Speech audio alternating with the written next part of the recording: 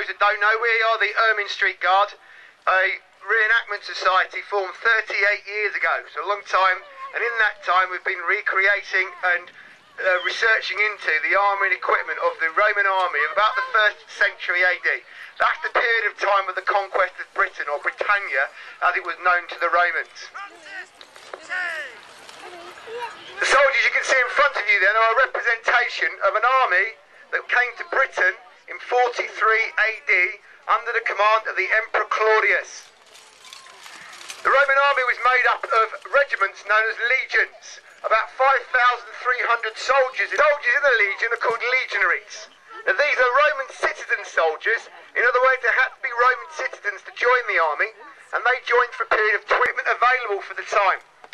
They're wearing these large, fully protective imperial Gallic helmets, which are made of either iron or in some cases bronze. Of these soldiers to wear them comfortably. It's flexible, but gives good overlapping protection against sword and slash cuts from an enemy warrior. Around his waist, the soldier wears the military belt and the apron on the front called the cingulum.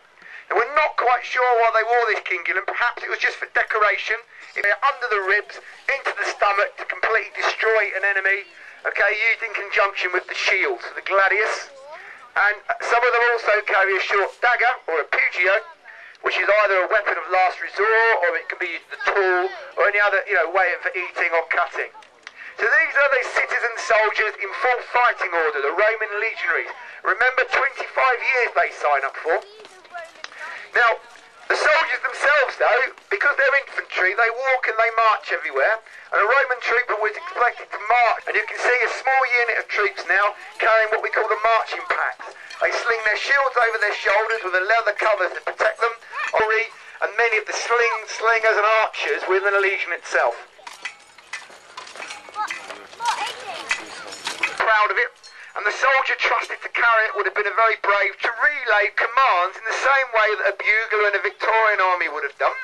Our Cornic soldiers come from. And these soldiers today, if you look carefully, come from the 2nd Legion Augusta, Leg 2 Org. And the badge of that legion is the Capricorn from right to left on his helmet. This is to make him stand out in battle, to rally his men, and that's very clever because it's very much a physical training exercise. It builds up their muscles, it makes them tough, and it also means that when they go to use the real weapons, it will actually seem a lot easier. And you can see we've got a bit of a grudge match going on the top, the two leaders who are using the practice hasta. Now they can actually stand off from each other and stab at a further distance than the legionaries can with these gladius. In the middle of the arena now, we've got a group of soldiers practicing with double-weight javelins. They're throwing wooden poles which simulate the javelins at a wooden... Just remember, the Romans trained like this all over the empire, whether they were here, whether they're in Gaul, Germania, any of the countries, even the Far East, didn't matter what the weather was like, these guys fought like this, they trained like this to play as proficient as they possibly could. You have nice views down here from your apartment.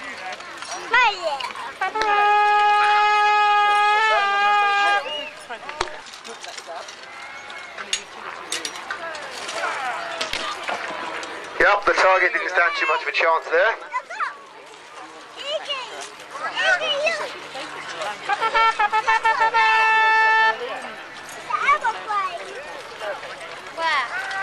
Okay, so imagine soldiers against a disciplined organisation such as the Roman army, as you're going to see.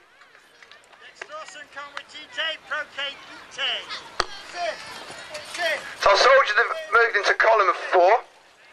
Standards leading the way.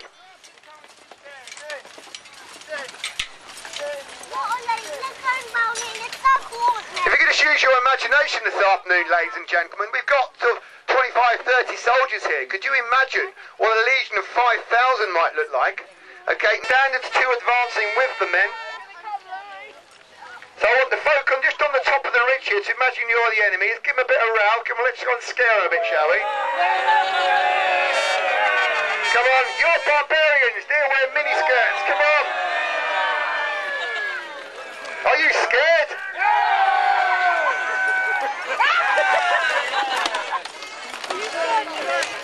Well, what the Romans didn't realise was this blue rope is actually impregnable. See Seriously though, could you imagine rows and rows of guys like these coming on? Absolutely terrifying. Every single Roman soldier fully equipped and armed, you know, like a Celtic chieftain really. A lot of people wonder why the Romans don't wear armour on their legs. Trained every day to get this right.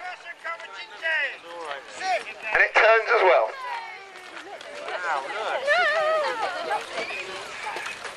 There is a story from antiquity, in fact, that apparently the Romans used chariots to ride over the Testudo just to see how tough it was. We didn't think about it, which is a wedge, a large arrowhead shape used by many riot police in the 20th century, okay, to break through the enemy line. So come on guys, have a noise from you lot up here, you're the enemy. Come on, let's scare them off, The centurion's leading from the front, as you'll see. He's going to try and break through. This is blitzkrieg, this is tank attack for 2,000 years ago. They're going to break through the line so the troops behind can follow on and destroy the enemy. The centurion at the head, ready to inspire his men into action. He's not leading from the back, he's leading from the front. Come on, that's it, let's scare them off. Come on. Romans go home, come on.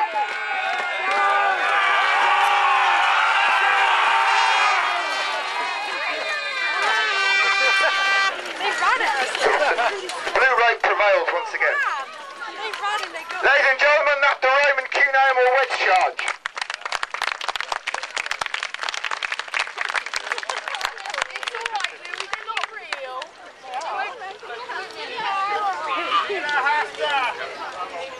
They work and how they shoot.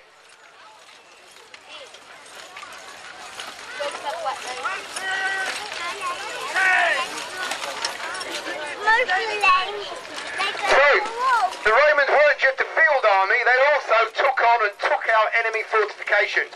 And not